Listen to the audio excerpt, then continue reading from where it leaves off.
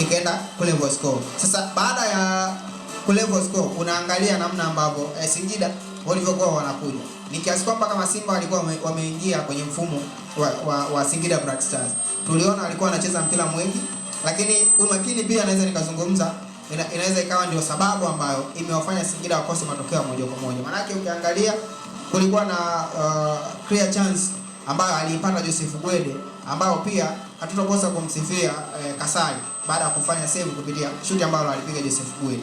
Lakini kila dakika ilivyokuwa inaenda, maana yake formation ya timu tofauti zilikuwa zina change. Simba pia walikuwa wanabadilika, lakini pia Singida Black Stars walikuwa wanabadilika. Dakika kuanzia ya 66 sababu za klabu ya Simba ndizo ambazo ziliweza kwenda kuamua matokeo ya dakika 90. Unaona urejeo wa Elim Panzu, lakini pia Morris Abraham. Unaona namna ambavyo walivyokuwa wanaenda kwa ajili ya kupress team. Licha kwamba baada ya dakika 66 kulikuwa na mchezaji ambaye aliingia Mongosi, ambaye alienda kusimama kama namba 9.